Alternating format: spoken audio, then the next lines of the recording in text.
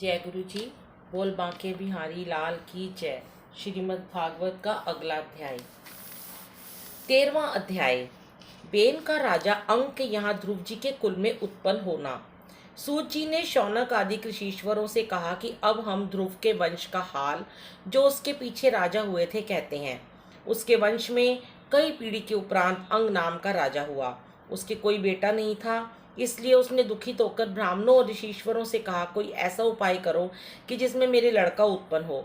ऋषीश्वरों ने राजा से यज्ञ करा के उसका प्रसाद राजा को देकर कहा कि तुम ये प्रसाद अपनी एक स्त्री को खिला दो। राजा ने अपनी रानी सुनीता को खिला दिया। उस प्रसाद के प्रताप से उसके लड़का हुआ। उसका नाम ब्राह्मणों ने बेन रखा। जब राजा ने उस बालक को शूद्र के समान बहुत कुरूप देखा और उसके ग्रह बुरे मालूम हुए, तो ब्राह्मणों से पूछा कि आज तक हमारे कुल में ऐसा कोई लड़का नहीं हुआ जब सब धर्मात्मा व सुंदर होते हैं। क्या ये कारण है कि जो ये बालक ऐसे कुरूप हुआ? ब्राह्मण बोले कि यज्ञ का प्रसाद भोजन करते समय तुम्हारी स्त्री ने मृत्यु नामक अपनी माता और अधर्म अपने पिता को याद किया था, इसलिए ये बालक अपने नाना व नानी के स्वभाव पर कुरूप व अभागी उत्पन्न हुआ है। ये वचन सुनकर राजा को चिंता हुई, पर परमेश्वर की इच्छा समझकर उस बालक का पालन करने लगे। जब बेन से आना हुआ, तब शिकार खेलने के लिए वन में जाकर उन जानवरों को मारने लगा जिनका मारना अधर्म है, और राजा ने भी जिनके मारने को मना किया था। नगर के बालकों को अपने साथ स्नान कराने के लिए नदी के किनारे ले जाकर पानी में डुबोकर मार डालता। कभी वन में ले जाके मुक्का लात मारकर उनके प्राण ले लेता। जब ऐसा अधर्म करने लगा, तब वहां की प्रजा ने यह हाल राजा से कहा कि राजकुमार ने हमारे लड़कों को बिना अपराध मार डाला। राजा ने कई बार प्रजा को समझाकर विदा किया कि अपने बेटे बेन को इस तरह समझाया, और वह राजा का कहना ना मानकर और अधिक उपद्रव करने लगा। तब एक दिन फिर उस नगर की प्रजा ने राजा से कहा कि पृथ्वीनाथ, हम ऐसी अनीति होने से आपके देश में नहीं रह सकते। जब राजा ने प्रजा को अति दुखी देखा, तो बेन को बहुत डांट के समझाया कि तू प्रजा को दुख मत दे। इस पर भी वह ना मानकर रोता रोता अपनी माँ के पास जाकर कहने लगा कि राजा वृथा मुझे धमकाते हैं, मेरा आदर नहीं करते, इसलिए मैं घर से निकल जाऊंगा। उसकी माता सुनीता भी अधर्मणी थी, इस कारण वह बेन की बात सुनकर बोली, हे बेटा, तेरे बाप की बुद्धि बूढ़े होने से मारी गई है, उसको बकने दे, तेरा जैसा दिल चाहे तू वैसा कर। सुनीता इस तरह अपने पुत्र को धैर्य देके जब उसके बदले अपने पति से झगड़ा करती, तब राजा ने दुखित होकर विचारा कि मैं पृथ्वीपति हूँ, सब राजा मेरे अधीन है, मैं चाहूँ तो बेन को उसकी माता समेत अपने देश से निकाल दूं, पर इसमें मेरी हंसी होगी। मनुष्य स्त्री पुत्र के मुंह में फंसा रहकर परलोक की सोच नहीं करता, सो वही लोग भली भांति बात समझाने से बुरा मानते हैं। सो मैं किस वास्ते अपना जन्म अकारत खोऊं? मेरे पिछले जन्म का पाप उदय हुआ, जो ऐसे धर्मी बेटे ने यहाँ जन्म लिया, उसके पाप करने से मैं भी नरक भोगूंगा। जिसकी माता धर्म अधर्म का विचार नहीं करती, उसका बेटा पापी क्यों ना हो। ऐसे अधर्मियों की संगति में रहना न चाहिए, कुसंग में रहने से सुख नहीं मिलता। इसलिए वन में जाकर परमेश्वर का स्मरण और तप करना उत्तम है। मेरे पीछे चाहे जो कुछ हो। राजा ने विचार कर अपना मन विरक्त कर लिया और आधी रात के समय रानी को सोई छोड़कर वन को चले गए। वहां परमेश्वर के तप ध्यान में लीन हो गए। उस दिन राजा के निकल जाने का हाल किसी ने नहीं जाना। 14वां अध्याय। बेन का राजगद्दी पर बैठना और ऋषीश्वरों को हरि भजन करने से वर्जना। मैत्रेय जी ने विदुर से कहा कि जब राजा अंग बिना कहे रात को वन में चले गए, तब प्रातःकाल इस मंत्रियों को यह समाचार सुनकर बड़ा खेद हुआ, और बहुत ढूंढने पर भी उनका पता नहीं लगा। राजा के बिना उस देश में चोर ठग उपद्रव करने लगे।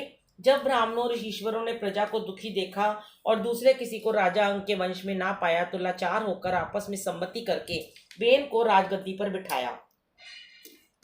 बेन ने राज सिंहासन पर बैठते ही डाकुओं चोरों को पकड़कर मारना आरंभ कर दिया। उसके राज्य में चोर व डाकू का नाम भी बाकी ना रह गया। अधर्म करने वाले उसका राज्य छोड़कर ऐसे भाग गए जैसे सांप के डर से चूहे भाग जाते हैं। जो राजा अपने देश का पैसा अंग को नहीं देते थे, वे लोग भी राजा बेन की आज्ञा का पालन करने लगे। जब बेन सातों द्वीपों का ऐसा प्रतापी राजा हुआ कि जिसका सामना करने वाला कोई दूसरा संसार में ना रहा, तब उसने राज्य और धन के अभिमान से अंधा होकर ये विचारा कि दूसरे देवता के नाम पर यज्ञ, दान, जप, तप आदि किसी को ना करना चाहिए।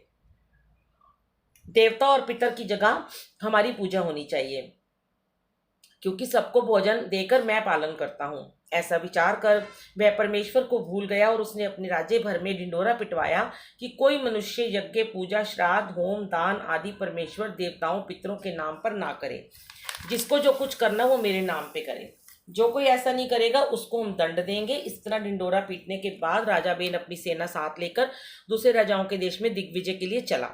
जहां वे पहुंचता था वहां के राजा अनेक प्रकार की वस्तुएं भेंट देकर उससे मिलते थे। तब राजा बेन उनसे कहता कि तुम हमारी आज्ञा मानो और अपने राज्य भर में ऐसा उपदेश करो कि कोई मनुष्य यज्ञ, दान, जप, तप आदि किसी देवता के नाम पर ना करे। जिसको करना हो वह हमारी पूजा करे।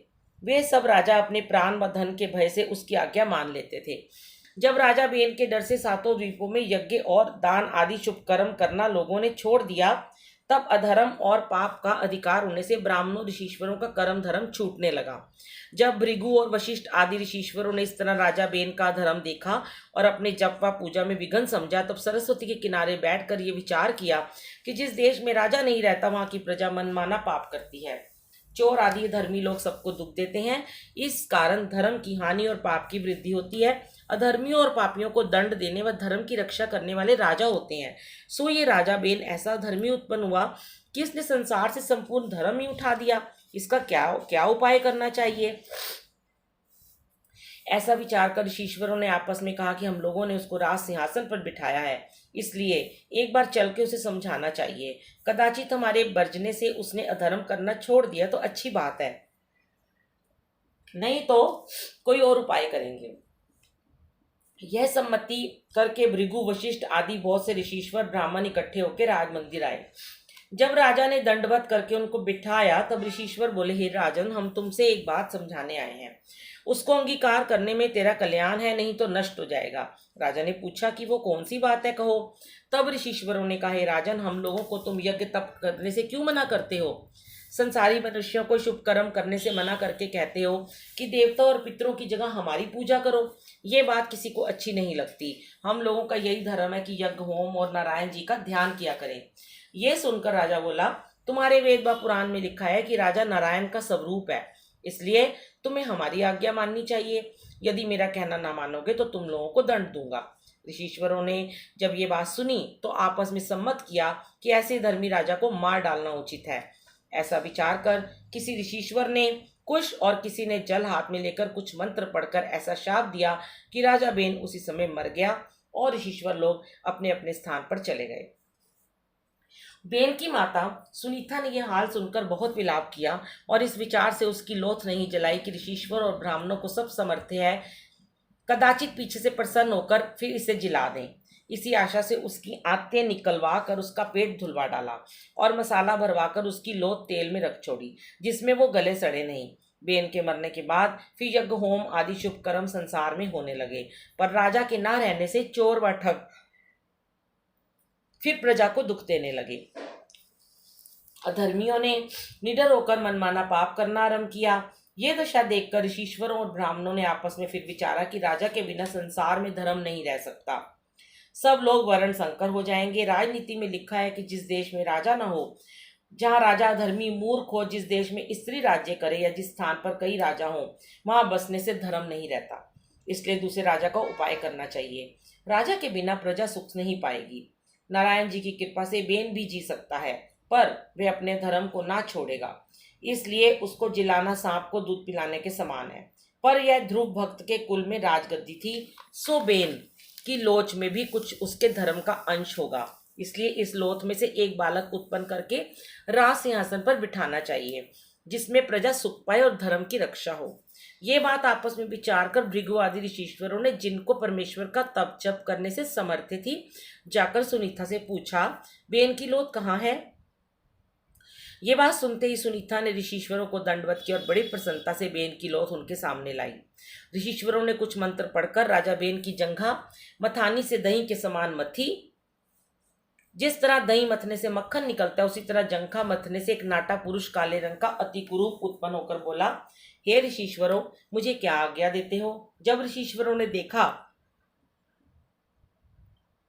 कि यह मनुष्य राज्य करने योग्य नहीं है, तब उससे कहा कि तू वन में जाकर भिल्लों का राजा हो। सो वह उनकी आज्ञा से वन में जाकर भिल्लों का राजा हुआ। उसी के वंश में मल्लाह और मुसर आदि उत्पन्न हुए। वे आज तक संसार में वर्तमान हैं। उस पुरुष के निकलते ही सुनीता का सब पाप बेन के शरीर से बाहर निकल गया। 15वां अध्याय। ऋषीश्वरों का उसकी दाहिनी भुजा से राजा पृथु और अरुचि नाम की स्त्री को उत्पन्न करना। मैत्रेय जी बोले, हे विदुर, ऋषीश्वरों ने एक बहुत सुंदर नीतिमान राजा उत्पन्न करने के लिए बेन की दाहिनी भुजा फिर मथी, तो उसमें से एक पुरुष अति सुंदर, तेजस्वी, विशाल शरीर, लंबी भुजाओं वाला और एक रूपवती स्त्री, दो मनुष्य उत्पन्न हुए। ऋषीश्वरों ने उस पुरुष का नाम पृथु और स्त्री का नाम अरुचि रखा और उन दोनों का विवाह करके पृथु से कहा कि तुम सातों द्वीपों का राज्य करो। ऋषीश्वरों ने ज्ञान की दृष्टि से जाना कि ये दोनों लक्ष्मी नारायण का अवतार हैं, इसलिए बड़े हर्ष से पृथु को राज सिंहासन पर बैठाने का निश्चय किया। तब कुबेर देवता को बुलाकर कहा कि जिस सिंहासन पर अधर्मी बेन बैठता था वह राजा पृथु के बैठने योग्य नहीं है, इसलिए तुम दूसरा बहुत अच्छा सिंहासन पृथु के बैठने के लिए लाओ। उसी समय कुबेर देवता एक बहुत उत्तम जड़ाऊ सिंहासन को लाए। ऋषीश्वरों देवताओं ने पृथु को राज सिंहासन पर बिठा कर दंडवत किया। वरुण देवता ने छत्र, पवन देवता ने चमर, नाग देवता ने मणि, पृथ्वी ने खड़ाऊ, सरस्वती ने मोतियों का हार, महादेव ने तलवार, विष्णु ने सुदर्शन चक्र, पार्वती जी ने ढाल, तवष्टा देवता ने रथ, अग्नि देवता ने धनुष बाण और समुद्र ने शंख लाकर राजा पृथु को भेंट किया। इसी तरह सब देवता भी उत्तम उत्तम वस्तुएं लाके राजा पृथु को भेंट दे गए। इंद्रपुरी से अप्सराओं ने आके राजा को नाच दिखाया, गंधर्वों ने गाना सुनाया, सिद्ध व चारण लोगों ने आकाश से स्तुति करके राजा पर फूल बरसाए। भाटों ने आकर राजा पृथु की बड़ाई में प्रतापी राजाओं की उपमा दी। उनका वचन सुनकर राजा ने भाटों से कहा कि अभी तक मैंने कोई ऐसा काम नहीं किया कि तुम लोग इतनी बड़ाई क्यों करते हो, जिसमें कुछ भी गण नहीं होता। भाट लोभ के वश उस मनुष्य की भी बड़ाई इंद्र के समान करते हैं। ये बात अनुचित है। जो मनुष्य अपनी बड़ाई सुन के प्रसन्न होता है उसे मूर्ख समझना चाहिए। अपने में जो गुण ना हो और उस गुण के होने की कोई प्रशंसा करे तो निसंदेह समझना चाहिए कि ये हमारी हंसी करता है। सो हे भाटो, जब हम कोई अच्छा काम करें तो हमारी स्तुति करना, अभी चुप रहो। मनुष्य बड़ाई के योग्य नहीं है। नारायण जी की स्तुति करनी चाहिए जिन्होंने मनुष्य को उत्पन्न करके उसे महत्व दिया। जब उसके हाथ से शुभ कर्म कराते हैं तब वह स्तुति के योग्य होता है। स्तुति के योग्य भगवान ही है जो सबका पालन करके संसार और वैकुंठ का सुख देते हैं। ये वचन सुनकर सब लोग राजा की बड़ाई करने लगे।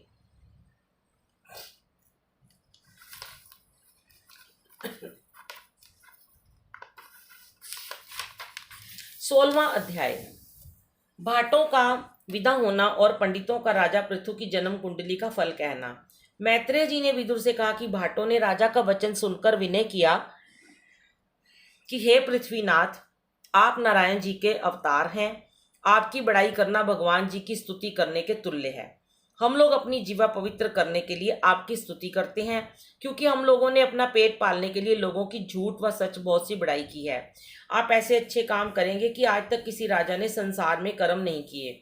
जब भाट लोग ऐसे वचन सुनकर राजा से द्रव्य लेकर अपने अपने घर चले गए, तब ज्योतिषी पंडितों ने राजा की जन्म कुंडली बनाकर ग्रहों का फल इस तरह वर्णन किया कि ये सातों द्वीपों के राजा होंगे। अपनी भुजाओं की सामर्थ्य से पृथ्वी भर के राजाओं को जीतकर उद्यास्ताचल तक राज्य करेंगे। पृथ्वी को गौ के समान धुएंगे, पृथ्वी को कन्या तुल्य और प्रजा को पुत्र तुल्य समझेंगे। ब्राह्मणों, ऋषीश्वरों और साधु संतों को नारायण रूप जानेंगे। 8 महीने प्रजा से पृथ्वी का देन लेकर 4 महीने बरसात में उनको अपने पास से भोजन व वस्त्र देंगे। बिना अपराध किसी को दंड नहीं देंगे। जब इंद्र ढा से उनके राज्य में पानी ना बरसाएगा तब राजा पृथु के प्रताप से प्रजा की इच्छा होते ही वर्षा होगी। राजा पृथु 100 अश्वमेघ यज्ञ भगवान जी को प्रसन्न करने के लिए निष्काम करेंगे। जब 99 यज्ञ पूर्ण हो जाएंगे और 100वां यज्ञ आरंभ होगा तब राजा इंद्र अपने इंद्रासन लेने के डर से योगी का रूप बनाकर यज्ञ का श्यामकरण घोड़ा चुरा ले जाएंगे। जब राजा पृथु का पुत्र इंद्र से घोड़ा छीन लाएगा तब इंद्र उससे हार मानकर छल करने के वास्ते अनेक तरह के रूप धारण करेंगे। उनके रूप धारण करने का हाल सुनकर कलयुग में मूर्ख लोग भी दूसरों को ठगने के वास्ते अनेक प्रकार के रूप धरेंगे। नारायण जी यज्ञशाला में प्रकट होकर राजा पृथु को दर्शन देंगे और सनक आदि ऋषीश्वर राज मंदिर पर आकर इनको ज्ञान सिखाएंगे। राजा पृथु पर स्त्री को माता और दूसरे का धन मिट्टी के समान समझकर सदा परमेश्वर के भजन स्मरण में लीन रहेंगे। ऐसा कहकर ज्योतिषी लोग राजा से दक्षिणा लेकर अपने अपने घर चले गए। भृगु आदि ऋषीश्वर और देवता भी राजा को आशीर्वाद देकर अपने अपने स्थान को पधारे। 17वां अध्याय, राजा पृथु का प्रजा के दुख पाने से धरती पर क्रोध करना।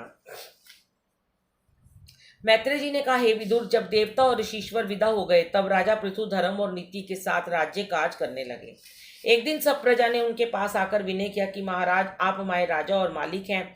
शास्त्र के अनुसार आपको हमारा पालन करना चाहिए। हम लोग भूख के मारे मरे जाते हैं। जिस तरह वृक्ष भीतर से जलकर खोखले हो जाते हैं, उसी तरह हम लोगों का कलेजा व पेट मारे भूख के जला जा रहा है। अन्न व फल खाने से सब लोग जीते हैं। सो राजा बेन के पाप करने से पृथ्वी ने सब अन्न फल अपने में चुरा लिया। जो अन्न हम लोग पृथ्वी पर बोते हैं सो नहीं उगता, और जो वृक्ष पहले से उगे हैं उनमें फल नहीं लगते। इसलिए हम लोग अपने लड़के बालों समेत खाने के बिना मरे जाते हैं। सो आपको धर्मात्मा राजा समझकर अपना दुख आपसे कहा। कोई ऐसा उपाय कीजिए जिससे पहले की तरह अन्न व फल पृथ्वी से उत्पन्न हो। ये बात सुनते ही राजा ने पृथ्वी पर क्रोध करके अपना धनुष बाण उठा लिया और बाण साध कर कहा कि अभी एक तीर मारकर पृथ्वी के टुकड़े टुकड़े कर डालूंगा। पृथ्वी राजा को ऐसे क्रोध में देखकर उसी समय गौ रूप धारण करके डरती कांपती उनके सामने आई। राजा ने उसे अपने ज्ञान से पहचान लिया कि ये गौ रूपी पृथ्वी है। इस पर भी राजा ने क्रोध के वश होकर धर्म अधर्म का विचार ना करके जब उसे तीर मारने की इच्छा की, तब गौ रूपी पृथ्वी वहां से भागती हुई सब लोकों में गई और राजा भी धनुष बाण लिए हुए रथ पर बैठकर उसके पीछे दौड़ते चले गए। जब उसे कहीं अपने प्राण का बचाव ना दिखा, तब वह राजा के सामने खड़ी होकर बोली, है पृथ्वीनाथ, आप नहीं जानते कि वेद शास्त्र में गौ का मारना बड़ा पाप है। राजा ने जवाब दिया कि शास्त्र में ऐसा लिखा है कि जिस किसी से संसारी जीव दुख पाए उसका मारना पाप नहीं है, उसे धर्म समझना चाहिए। ब्रह्मा जी ने जो औषधि व अन्न संसारी जीवों के पालन के हेतु प्रकट किया, उसको तूने छिपा लिया। राजाओं का यही धर्म है कि जो उनके प्रजा को दुख दे उसे मार डालें। ये बात सुनकर गौ रूपी पृथ्वी ने कहा, हे राजन, जब मुझको हिरण्यकश्यप दैत्य पताल में ले गया और जीवों के रहने के लिए जगह नहीं थी, तब नारायण जी 12 अवतार धारण करके मुझे पताल से लाए और पानी पर स्थिर करके सब जीवों को मेरे ऊपर बसाया। कदाचित तुम मुझे मार डालना चाहते हो, सो सब प्रजा को कहाँ से रखोगे? राजा ने कहा कि मुझ में इतनी समर्थी है कि तुझको मारने के बाद अपने तपोबल व नारायण जी की कृपा से महाप्रलय के पानी पर प्रजा को बसाऊंगा।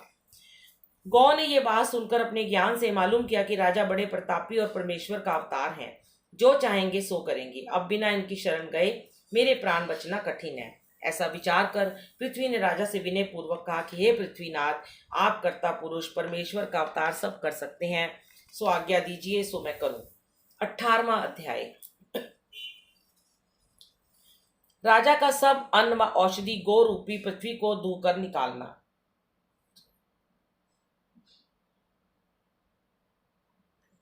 मैत्रेय जी बोले, हे विदुर, गौ रूपी पृथ्वी ने राजा से कहा कि महाराज, मैंने बेन के धर्म करने से अन्न व औषधि आदि इसलिए अपने में छिपा लिया कि बेन राज्य में संसारी लोग होम व दान करना छोड़कर सब अन्न अपने खर्च में लाने लगे थे।